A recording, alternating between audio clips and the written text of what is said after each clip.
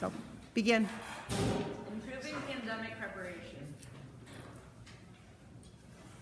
COVID-19, also known as SARS-CoV-2, started infecting people as early as December 12, 2019. This was when it was reported that a cluster of patients in Wuhan, Hubei province, China, began to experience shortness of breath and fever. This was the start of the most recent worldwide pandemic and has greatly affected our nation. At the start of the COVID-19 pandemic, worldwide demands were not met. As a result, we had a shortage of masks and hand sanitizer. These few aspects were key proponents to beating COVID-19 and reducing the spread.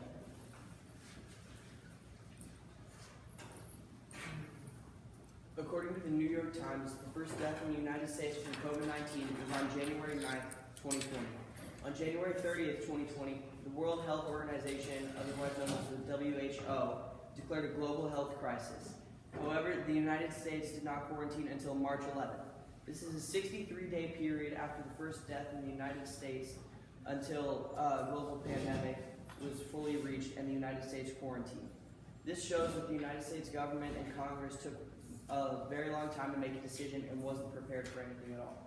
Also, according to Lawrence Sauer, who's the Director of Operations at Johns Hopkins University's Office of Critical Events Preparedness and Response, we don't make a distinction between quarantine and isolation.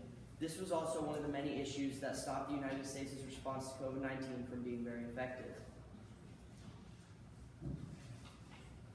So our first solution is to improve federal coordination. Within our system, we found two areas where we needed to improve in the most. The first one is communication.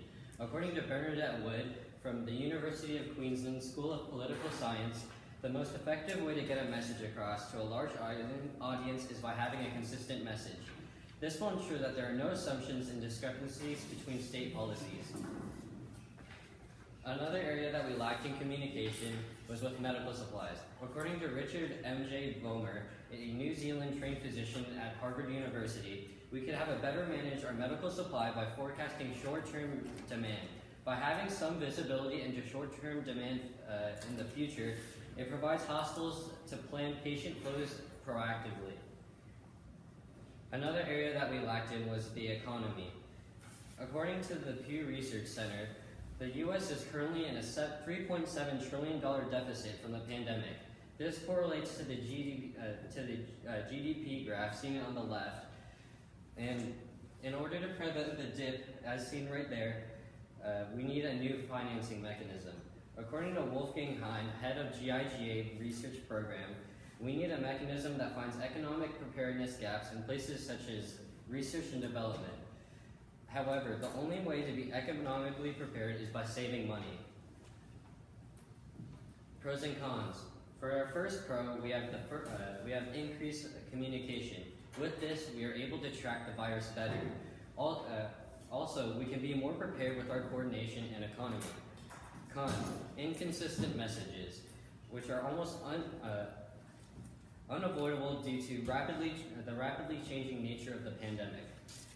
Our second con is the high cost. According to David Cutler, professor of applied economics at Harvard University, he says that it would take a lot of time and money to save enough for the next pandemic, since we have spent upward of $16 trillion on this pandemic alone.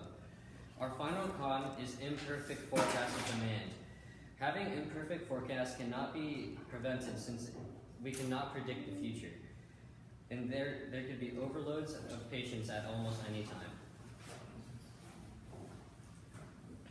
The second solution we came up with is to identify vulnerable groups within a population.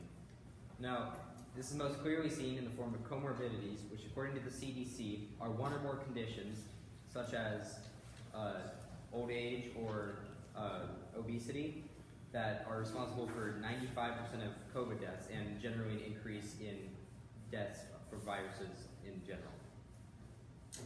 Now, people over the age of 65 are responsible for about 75% of COVID deaths, while only accounting for 12% of the population, according to the U.S. Census Bureau.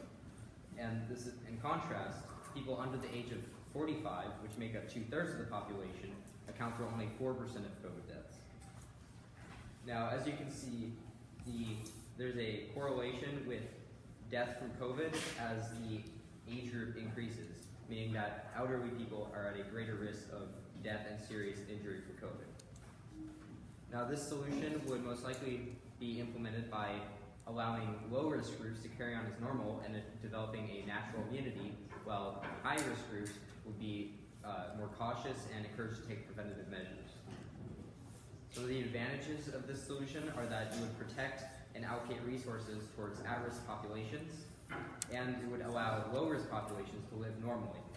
Some of the disadvantages is that it would be difficult to track and implement perfectly, and it won't work perfectly for every single person, as each person is different and has different medical conditions. In conclusion, pandemic preparation can be a problem because the ability to predict the next outbreak is nearly impossible. However, we can be prepared to prevent the spread of the disease or virus. One of the ways we can solve this problem is by improving federal coordination. This would improve communication in our nation and help us be better prepared. Another way we can solve this problem is by identifying vulnerable groups. This would help increase the preparation and protect more at-risk citizens. While these solutions are beneficial, they each have their downsides as well as they can both be and impede on the moral values of citizens. This is because our government will have to spend more money on the safety of our citizens and help prevent the spread of it.